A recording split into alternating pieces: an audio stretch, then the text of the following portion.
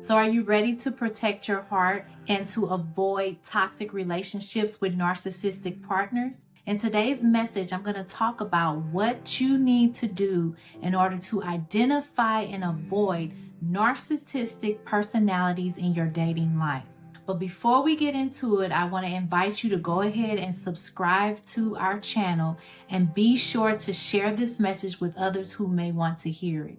Now let's get into it. Here's the thing, narcissistic partners can be charming at first. They can start off as being just coming across as if they're loving and kind and just charming, and they say all the right things and do all the right things, and they just put on this great impression in the beginning of the relationship. But their manipulative and self-centered behavior can leave you feeling emotionally drained. After you've been in the relationship for a while, you begin to see things about them. You see that they have manipulative ways and they're self-centered and they're always thinking about themselves.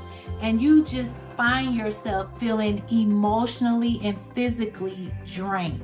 Many people find themselves stuck in these type of narcissistic relationships. They're unsure how they got there. They don't know when it started. They can't understand how things just went so wrong after starting the relationship with this person. And they don't even know how they can leave this type of relationship. It's usually at the point when there's an extreme hole, when you feel that there is such a deep bond, and it can be toxic because on one end it's draining, it's stressful, but on the other end it can be exciting and it can be filled with all of these desires and passions and all of this all at once. And so understanding the signs early is very important when it comes to protecting yourself and knowing what to look out for when it comes to these type of relationships. So if you've ever been in a relationship with a narcissistic person, you know the pain of constant emotional manipulation, gaslighting,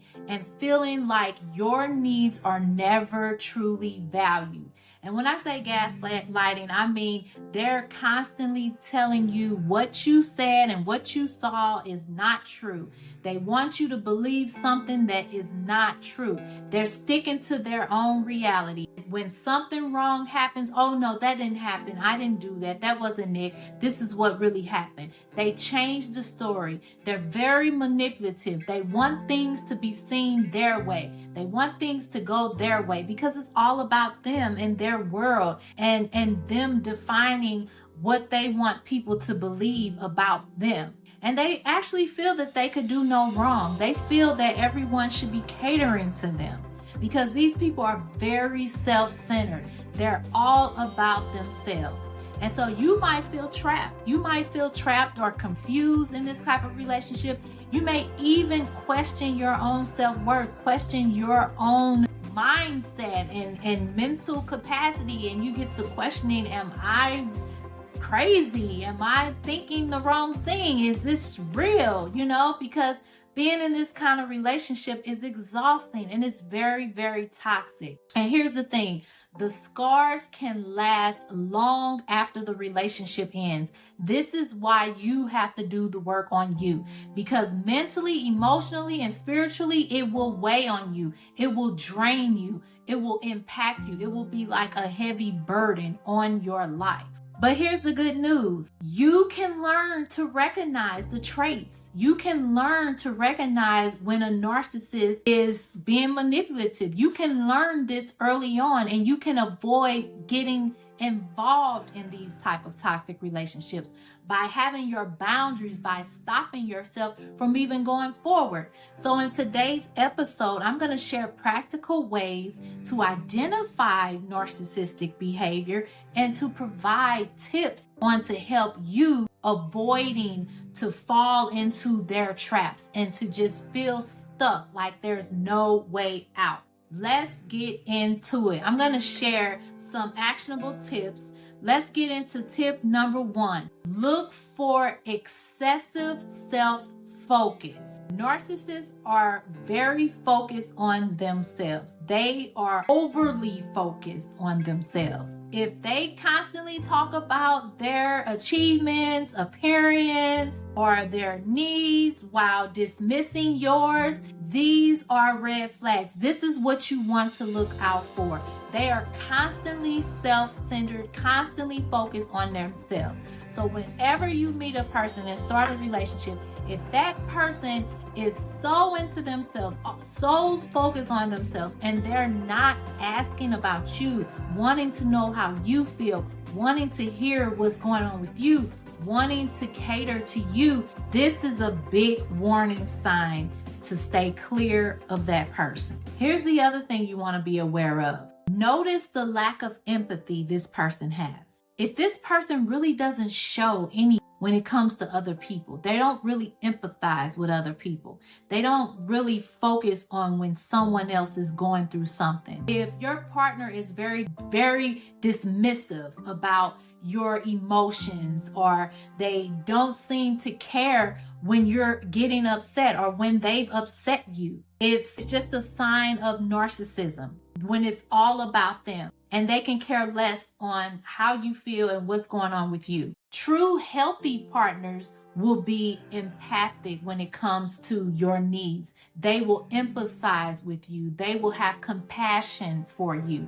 They will have that compassion and show that they care. But someone who has no empathy, no care, no focus, that is a major sign that this could be a narcissistic person. Number 3, pay attention to how they handle criticism. If they get so upset because you share something that they can improve on or what they can do differently, that is a big warning sign. See, narcissists typically cannot take criticism well. They may react with anger, denial, frustration, defensiveness, or they could try to flip the situation around and make it feel like it's on you, make you feel guilty for pointing out their flaws. They do not handle criticism well. They avoid criticism. They're not going to listen to any criticism. They're going to put it on you. They're going to say it's your fault. They're going to turn it around as if they can do no wrong. And finally, you want to watch out for gaslighting. Now, here's the thing. Gaslighting is very common when it comes to manipulative tactics.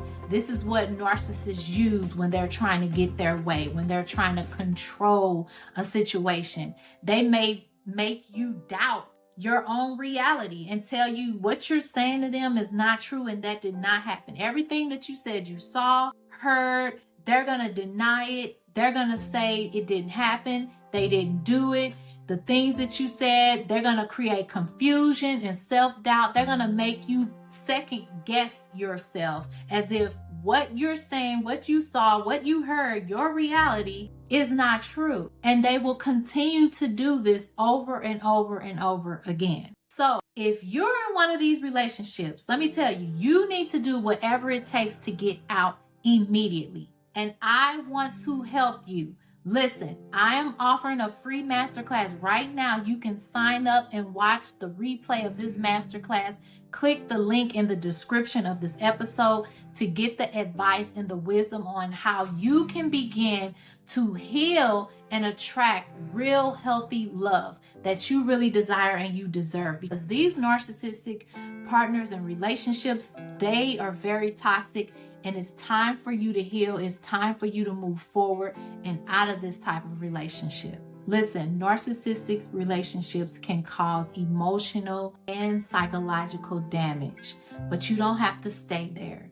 You don't have to be a victim of this anymore. By recognizing the signs early, by protecting your heart, guarding your heart, protecting your peace, you can avoid falling into these toxic relationships. So are you ready to take control of your love life? Click the link in the description of this episode or go to RainieHoward.com, sign up for my free masterclass, and let's start your journey towards healthier and more fulfilling relationships. Thanks so much for tuning in. Be sure to subscribe to the channel and also share this episode with someone who needs to hear it. Thanks so much for tuning in, and I look forward to connecting with you in the next episode.